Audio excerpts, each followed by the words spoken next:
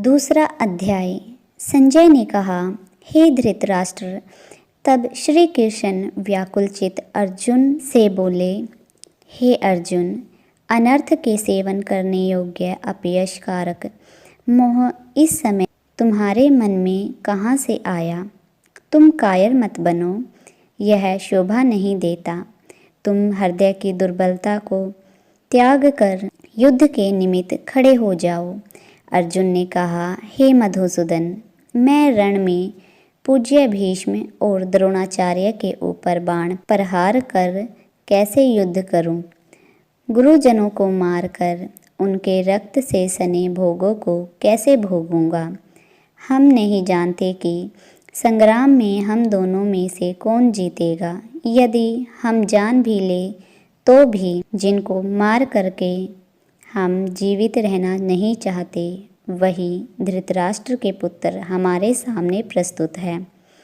मैं आपसे पूछता हूँ, जिससे निश्चय करके मेरा भला हो वह मुझे समझाकर कहिए, क्योंकि मैं आपका शिष्य हूँ। मुझे शिक्षा दीजिए।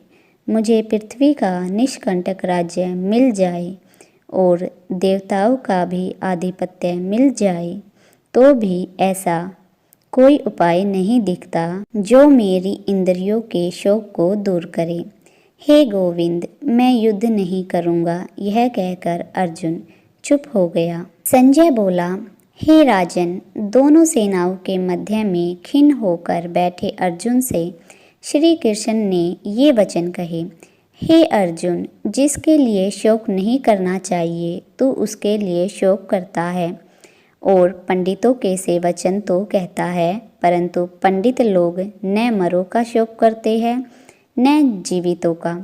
यह बात असंभव है कि मैं पहले न था, तुम न थे और ये राजा भी न थे और इसके बाद भी नहीं रहेंगे। जैसे देहधारियों की इस देह की लड़कपन, जवानी, बुढ़ापा ये अवस्था होती है, वैसे ही मृत्यु के बाद दूसरी देह की भी होती है। इसलिए पंडित लोग मोक्ष को प्राप्त नहीं होते हैं। हे नरश्रेष्ठ, सुख दुख को समान मानने वाले जिस वीर पुरुष को ये बाह्य पदार्थ क्लेश नहीं देते, वह मोक्ष पाने का अधिकारी है। असत वस्तु का तो अस्तित्व ही नहीं है और सम का अभाव नहीं है। इस प्रकार दोनों को ही तत्वज्ञानी पुरुषों ने देखा है। जिससे सारा संसार व्याप्त है उसको अविनाशी जानो, क्योंकि इस नाश रहित आत्मा का विनाश करने में कोई समर्थ नहीं है। अतएव हे भारत, तुम युद्ध करो। जो पुरुष इस आत्मा को मारने वाला तथा जो मरने वाले मानते हैं, वे दोनों ही ज्ञानी नहीं हैं, क्योंकि यह आत्मा न मरती है न मारती है। आत्मा न कभी जन्मती है और न कभी मृत्यु को प्राप्त होती है। नष्ट होने पर भी वह नाश को प्राप्त नहीं होती। जो पुरुष इस आत्मा को नित्य, अविनाशी, निर्विकार और अजन्मा जानता है, वह किसको घात करवाएगा और किसको मारेगा। जिस प्रकार मनुष्य पुराने वस्त्र को फेंक कर नए वस्त्र ग्रहण करता है, उसी प्रकार आत्मा पुरानी देह को छोड़कर नई देह धारण करती है। आत्मा को शस्त्र नहीं काट सकते, अग्नि नहीं जला सकती, जल भिगो नहीं सकता। यह अविनाशी, सर्वव्यापी, स्थिर, अचल और सनातन है। यह इंद्रियों से जानी नहीं जा सकती। यह कल्पना से भी परे है। इसलिए ऐसा जानते हुए तुम्हें शोक करना उचित नहीं। हे महाबाहो, यदि तुम इस आत्मा को नित्य जन्म लेने और नित्य मरने वाली मानते हो, तो भी तुमको शोक नहीं करना चाहिए, क्योंकि जो जन्मा है उसकी मृत्यु और जिसकी मृत्यु हुई है उसका जन्म निश्चय है। अतएव जो बात अनिवार्य है उसके लिए सोच करना व्यर्थ है। जन्म लेने से पहले क्या था किसी को मालूम नहीं, फिर मरने के पीछे क्या होगा कोई नहीं जानता। ऐसी दशा में किस बात का सोच करना तुमको उचित है। इस कारण सब प्राणियों के विषय में तुमको सोच करना उचित नहीं है। अपने धर्म को भी सोचकर तुमको घबराना उचित नहीं है, क्योंकि क्षत्रिय को धर्मपूर्वक युद्ध से और कुछ भला करने वाला नहीं है। हे पार्थ, बिना इच्छा किए स्वर्ग का द्वार रूप यह युद्ध तुमको स्वतः प्राप्त हुआ है। यदि तुम अपने धर्म के अनुसार इस संग्राम को न करोगे तो अपना धर्म और बड़ाई खो बैठोगे। सब लोग सदा तुम्हारी अपकीर्ति करेंगे और प्रतिष्ठा वाले पुरुषों के लिए अपयश का होना मृत्यु से भी बढ़कर है। ये महारथी समझेंगे कि अर्जुन डर कर संग्राम से हट गया। अब तक जो लोग तुम्हारा मान करते थे वे अपयश करने लगेंगे। शत्रु लोग तुम्हारे पराक्रम की निंदा करते हुए अनेक प्रकार के दुर्वचन कहें। इससे बढ़कर दुख तुमको और क्या होगा। यदि तुम युद्ध में नष्ट हो गए तो स्वर्ग का सुख भोगोगे और जीतने पर पृथ्वी तल पर राज्य करोगे। इसलिए युद्ध के निमित्त दृढ़ प्रतिज्ञ होकर खड़े हो जाओ। सुख दुख, लाभ हानि, जय पराजय इनको समान समझकर लड़ने के लिए तैयार हो। ऐसा करने से तुम पाप को प्राप्त नहीं होगे। हे पार्थ, यह ज्ञान उपदेश ज्ञान योग के विषय में तुझसे कहा गया है। अब निष्काम कर्म योग के विषय में सुन। जिस ज्ञान को पाकर कर्म बंधन से तेरी मुक्ति होगी। कर्म योग मार्ग एक बार प्रारंभ किए बिना कर्म का नाश नहीं होता और विघ्न पड़ने पर भी शुभ फल होता है। और इस कर्म का केवल प्रारंभ ही संसार के भय से छुड़ाकर पूर्ण ब्रह्म प्राप्त कराता है। निश्चय करने वाली बुद्धि इस निष्काम कर्म के में एक ही है। कामना वाले पुरुषों की बुद्धि एकाग्र नहीं रहती, उनकी शाखाएं पर शाखाएं होती है। ऐसी दशा में मनुष्य संदेह में रह जाता है। हे अर्जुन, अज्ञानी उस पुष्पिता वाणी को ही स्वर्ग सुख से बढ़कर कुछ नहीं समझते। स्वर्ग सुख को ही जो उत्तम पुरुषार्थ समझते हैं, उनका कामनाओं से चित्त व्याकुल होने के कारण निश्चयात्मक बुद्धि से मोक्ष साधन को नहीं उत्पन्न होती, कारण कि उनका चित्त भोग आदि में सदैव निमग्न रहता है। जिन मनुष्यों का चित्त इस प्रकार मोहलिप्त है और जिनकी आसक्ति भोग विलास और ऐश्वर्य में है, ऐसे पुरुषों के अंतःकरण में निश्चयात्मक बुद्धि नहीं होती है। हे अर्जुन, वेद त्रिगुणात्मक यानी सकाम है। तुम निष्काम हो जाओ।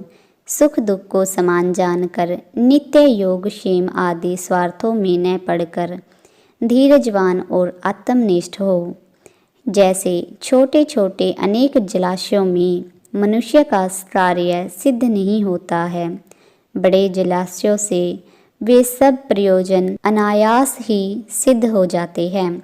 उसी तरह संपूर्ण वेदों में कहा हुआ काम कर्मों का फल ब्रह्म में भक्ति रखने वाले मनुष्यों को सहज में ही प्राप्त होता है। तुमको केवल कर्म करना चाहिए, फल तुम्हारे अधिकार में नहीं। तुम न तो फल की अभिलाषा से काम करो, न निकम्मे ही रहो। फल की आशा त्याग कर कार्य की सफलता को समान मानकर तुम योगस्थ होकर कर्म करो। यही कर्म ज्ञान योग है। इस बुद्धि योग सहित कर्म से अन्य कर्म अत्यंत हीन है। इसलिए तुम बुद्धि योग का आश्रय ग्रहण करो। फल की इच्छा रखने वाले निकृष्ट होते हैं। निष्काम कर्म करने वाला पुरुष ईश्वर कृपा से इसी संसार में सुकृत और दुष्कृत इन दोनों का ही त्याग कर देता है। इसलिए तुम निष्काम कर्म में प्रवृत्त हो।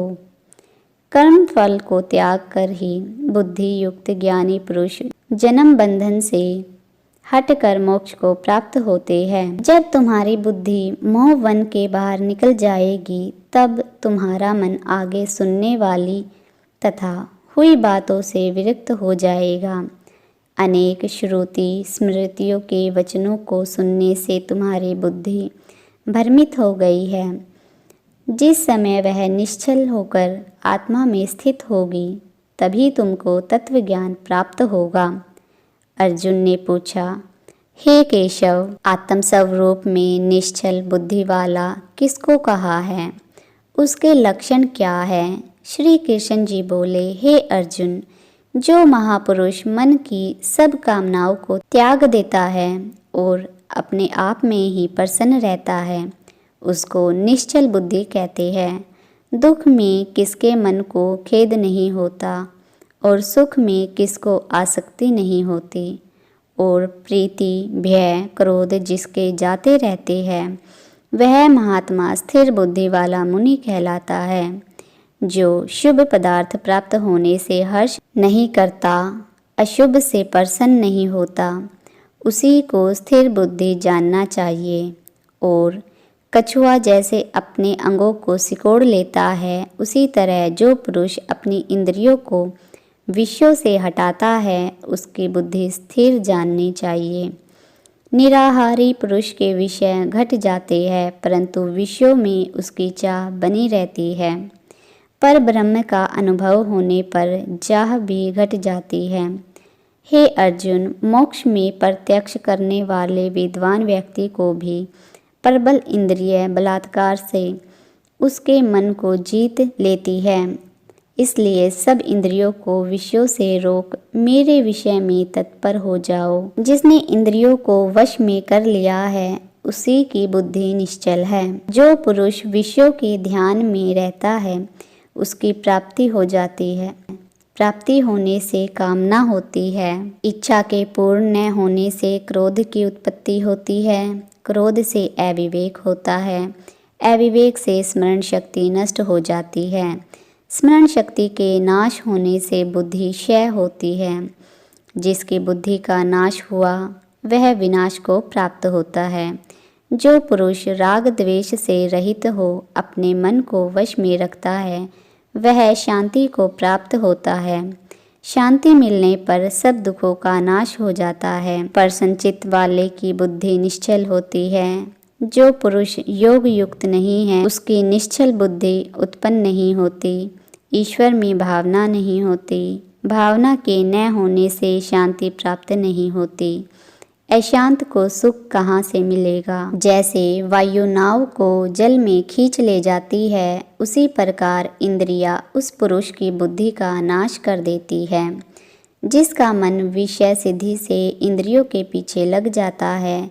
इस कारण हे महाबाहो, जिसने इंद्रियों को विषयों से सर्वथा रोक रखा है, उसकी बुद्धि स्थिर है।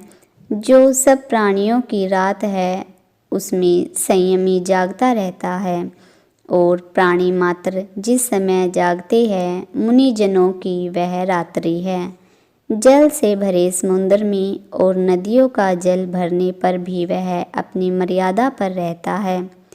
उसी प्रकार जिस पुरुष में इच्छा के न रहने पर भी सब विषय भोग प्रवेश करते हैं, उसी को शांति मिलती है। विषयों की इच्छा करने वाले को शांति नहीं मिलती। जो सब कामनाओं को छोड़कर तथा इच्छा रहित विचरता है और ममता अहंकार जिसमें नहीं है, वह शांति को प्राप्त होता है। हे पार्थ, ब्रह्म स्थिति यही है। ऐसी स्थिति मिल जाने पर प्राणी फिर मोह में नहीं फंसता और अंत समय में निर्वाण ब्रह्म को प्राप्त होता है। इति श्रीमद्भगवद्गीता सोपनिषदु ब्रह्म विद्यायोग शास्त्रे श्री अर्जुन संवादे आत्मसंयम योगो नाम द्वितीयो अध्याय संपूर्णम। दूसरे अध्याय का महात्म्य। नारायण जी बोले, हे लक्ष्मी, दक्षिण देश में एक पूरन नाम का नगर था। वहाँ एक देव सुशर्मा धनवान रहता था। वह साधु सेवा करता था। जब संत सेवा करते बहुत दिन बीत गए, तब एक बाल नामक ब्रह्मचारी आया। उसकी सेवा बहुत करी और विनय करी, हे संत जी, मुझे कृपया कर श्री नारायण के पाने का ज्ञान उपदेश करो, जिससे मेरे जीवन का कल्याण और मुक्ति होवे। तब ब्रह्मचारी ने कहा, मैं तुझे गीता जी के दूसरे अध्याय का पाठ सुनाता हूँ, उसके सुनने से तेरा कल्याण होगा, तू स्मरण कर। एक अयाली वन में बकरियां चराता था और वहाँ मैं भजन करता था। एक दिन रात को अयाली बकरियां लेकर घर को चला। मार्ग में एक सिंह बैठा था। एक बकरी सबसे आगे चली आती देखकर शेर भाग गया। तब अयाली यह आश्चर्य देखकर बड़ा चकित हुआ और मैं वहाँ आ खड़ा हुआ। उस चरवाहे ने मुझे कहा, मैंने यह आश्चर्य देखा कि बकरी को देख शेर डर से भाग गया। तुम त्रिकालज्ञ हो, वह वृत्तांत मुझे कह सुनाओ। संत ने कहा, हे अयाली, मैं तुझे एक पिछली वार्ता सुनाता हूँ। यह बकरी पिछले जन्म में डायन थी। जब इसका पति मर गया, तब यह बड़ी डायन हो गई। जिस सुंदर लड़के को देखे खा लेवे। और यह शेर पिछले जन्म में फंदक था। वह पक्षी पकड़ने को वन को गया और डायन भी वन को गई। वहाँ डायन ने उस फंदक को खा लिया। अब वही फंदक शेर हुआ और वह डायन बकरी हुई। शेर को पिछले जन्म की खबर है, इसलिए बकरी को देखकर शेर ने जाना कि अब भी तुझे खाने आई है। तब अयाली ने कहा, मैं पिछले जन्म में कौन था? तब संत ने कहा, तू पिछले जन्म में चांडाल था। अयाली ने कहा, हे ब्रह्मचारी जी, कोई ऐसा उपाय भी है जिससे हम तीनों ही इस अधम देह से छूटे?